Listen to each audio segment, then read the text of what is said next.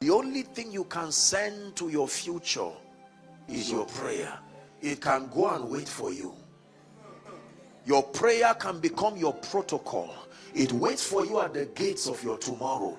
It checks that tomorrow is ready for you. And if it finds anything in your tomorrow that can sabotage the name of God in your life, it can and have your way. You are the Holy Ghost. Come and take your place.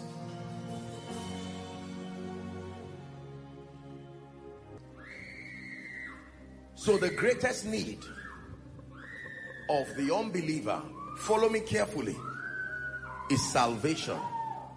The greatest need of one who is saved is transformation. But the greatest need of the transformed believer is empowerment. We downplay the place of empowerment because this is a world and a realm that thrives on intellectual prowess. And many times we think just because we are not ignorant, it means we have the ability to. No, knowledge is power. That is true. But knowledge without empowerment will not lead to execution of the things you know. You will have an accumulation of correct information, but your destiny will not bear witness of the things you know. There are many of us that know so much. Many people are better teachers than result producers. You can teach so many things. When it has to do with articulating the things you know, you are almost flawless. But the results that come from what you know, the missing link is genuine empowerment. Somewhere in the equation of your success, you have ignored the ministry of the Holy Spirit. Are we together? I have seen many well-meaning people, preachers, businessmen, students, our generation of people, some of you ministers of the gospel, there are some of you who are here. The truth is, you have listened to people's messages from man of God to man of God. You are not in ignorance. But what is the missing link? Why are you unable to produce the result? Did the sons of the prophets not hear Elijah? They were with Elijah. They were already being transformed, but none of them could produce the result. Out of all those sons, only one, the one who followed and paid attention and said, it's not just information I'm looking for, there must be the grace. He said, you are following me this far. Between transformation and empowerment, there is Jordan. Between transformation and empowerment, can you cross Jordan?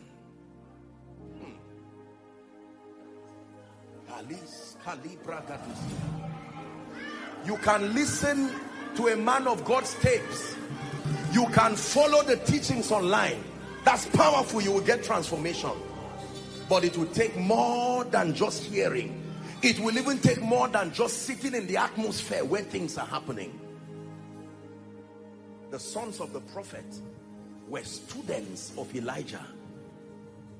But out of all of them, only one. A double portion of your anointing. He said, you have asked a hard thing. However, if you can see me, Acts chapter 3 verse 5, I've given you the formula. If you can see me,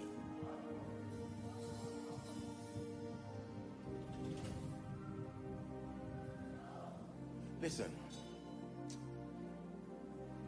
if you are not empowered, you will see your destiny this close and yet never enter it. You will see it, visions and dreams. Many of you have notebooks full of encounters, full of visions. You are not in ignorance. Many things God keeps telling you, and God keeps repeating it every year. A new year, and he repeats the same thing, hoping that this will be the year you will be empowered to do it. Empowerment is powerful. Empowerment is more than oil. We have idolized things like oil and all of these things now. I told you, oil does not anoint. Oil only anoints if an anointed person anoints the oil. Oil can fry egg, can fry yam, can fry all these things. It came from a tree. It's olive. The empowerment dimension is where most people have missed it. As many as believed him, even to those who received him, he gave them. It's not just information he gave them alone. There is power to become. Power to become a man of God. Power to become a true prophet.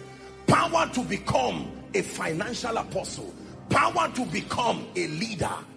It takes more than desire. There is power to become. Do you have the power to become? He gave them power to become. Power to become. Is Saul also one of the prophets? He was not born a prophet. What suddenly happened? He encountered a prophet that gave him the power to become. This politician, you were born, nobody was supposed to vote for you, but you went to a herbalist. Should I contest or not? The herbalist gave him an information, but he said, hold on, don't just go like that. Take the power to become.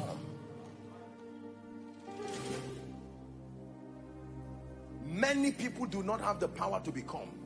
They have the power to stay and be transformed, but they do not have the power to become. Are we together?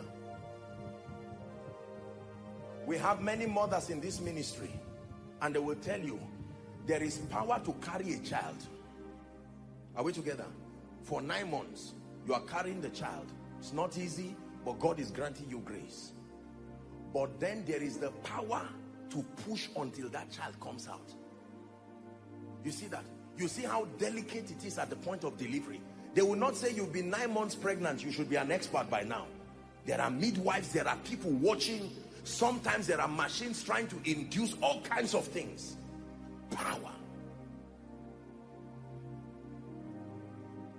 Then there are times that some women are carrying twins, triplets, quadruplets. The kind of attention given there will not be the same as someone carrying one. Power to become. It's true that God has told you great things. It's true that you are in a season that you know is a defining moment in ministry, in finances, in family. My question is, haven't encountered Jesus for your salvation, the Holy Ghost and the Word for your transformation so far? Have you obtained the power to become? Power to become. Or do you just have an idea on how to become? Do you just have an idea on how to do ministry? Apostle, I've read about ministry, I've read about homiletics, every kind of thing, you know, Christology, pneumatology. I've studied everything. I've learned church administration. I understand. I've listened to this. You have done well. I commend you. But do you have the power to become? The feast was prepared in scripture. I'm hurrying up because we are going to pray. The feast was prepared in scripture. And he said, go and call people to come and eat. One said, I just married, I need time with my wife. Another one said, I just bought a car, I just built a house. And he said, no. Go and compel them. He gave them an ability. He said, you went just with desire. That's why they are not listening to you. Now go with desire plus this power. It's called anakazo, the compelling power of the Spirit. Go to the byways, he says, and the highways. Compel them to come, that my house shall be filled. There was an ability upon Noah and his ark that suddenly made the animals, no matter if you were an animal that day, you must come to that ark. The animals did not just come because they didn't know where to go. There was power that brought them. That is the power that when it comes upon you, it does not just draw animals alone. It draws finances. When it comes upon you, it draws favor. Please understand what I'm telling you. These are the systems of the kingdom. It is this power upon you that turns you to no longer be a normal human being. It is still flesh and blood, but it is not flesh and blood again. There are bodies terrestrial, there are bodies celestial. What is the difference? The level of transformation, spiritual illumination, and then the investment of the Holy Spirit. He comes to sit upon your life.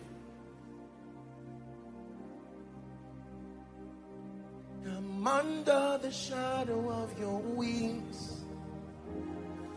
Your influence is all over me. I am under the shadow of your wings. Your influence is all over me.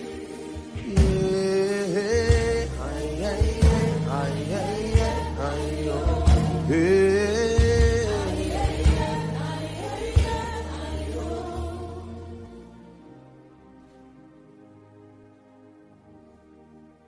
You are listening to me and you are not saved.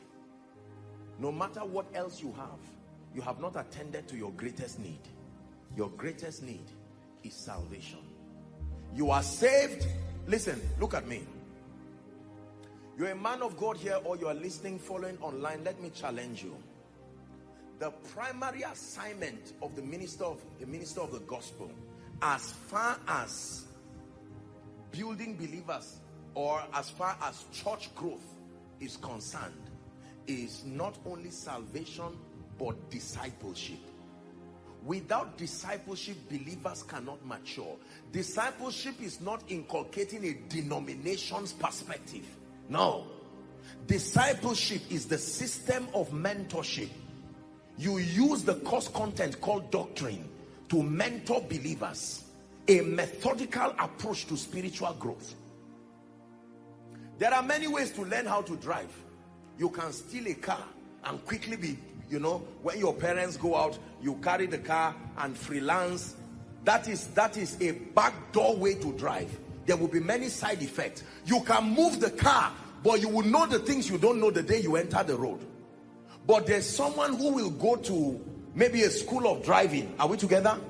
Yes. And be taught properly. Sometimes the person who even goes to the school of driving, he already can drive, so he will go with pride. And the first lecture will humble him. They will not even talk about driving. The first lecture, they will talk about the territory where he is first. And he will feel bad for his friend who is moving around believing he's an expert driver. There are many expert drivers that were not taught well. They drove well for 10 years, and the mistake they did not learn killed them in the 11th year. This is how many believers are. You can sit on your own and learn anything you want to learn. Oh, I saw this book by Gloria Copeland, God's Will is Prosperity. I've learned it. Beautiful. Now I know everything about prosperity. They didn't tell you there are attacks that come with every realm. They didn't tell you that money, this money you see, there is a spirit behind it. If a circumcision has not happened to you, it will tear you into pieces. Then you find one book on prayer and fasting. I'm not saying these things are wrong, but you just, while you are studying on prosperity, you just halt and just look through 3 or 4 pages on prayer and fasting. Then you learn something. Then you listen to a sermon. You stumble across a sermon on YouTube about maybe spiritual growth. And then maybe you attend a conference somewhere. And after 5 years, you stand and say, I'm matured. Do you know something about finance? Yes. Do you know something about character? Yes. Do you know something about spiritual growth? Yes. And you dare to tread, you step in, believing you are equipped. That's when you will see the gaps in your knowledge. When demons look at you, you are full of zeal with gaps. Gaps everywhere that can be used against you. But when he builds you,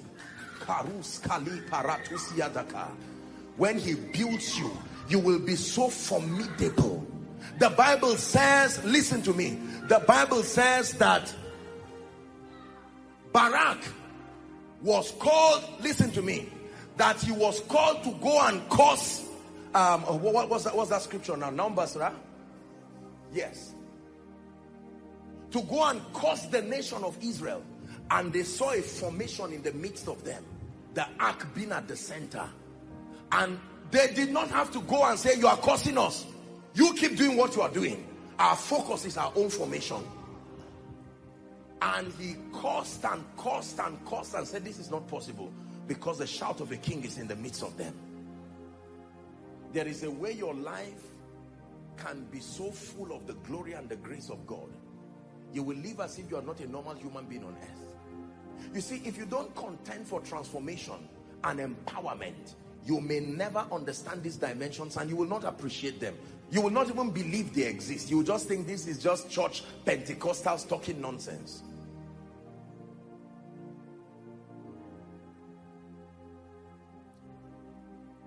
There is no other way to excel in this kingdom.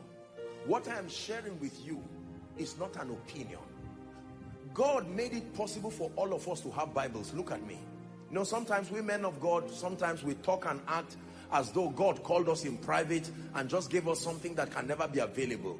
The scripture is there, and that from a child thou hast known the holy scripture, which is able to make you wise unto salvation. That means the truth of the kingdom can be found in scripture. Your prosperity, your increase, every question you truly ask and desire an answer for, there can be an answer in scripture for it. Why am I not making progress? There is an answer. Why am I not excelling? There is an answer. Why is my knowledge of God unfruitful? There is an answer. But the seed for an answer is a question. It is only he that seeks that finds.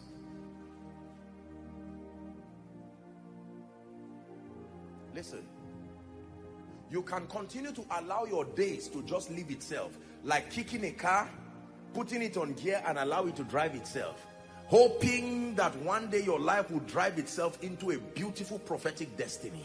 Or you can make up your mind tonight to take responsibility. There is a relationship between authority and responsibility, and say, I'm going to drive my life with intention and not feel guilty while you are laboriously studying the various facets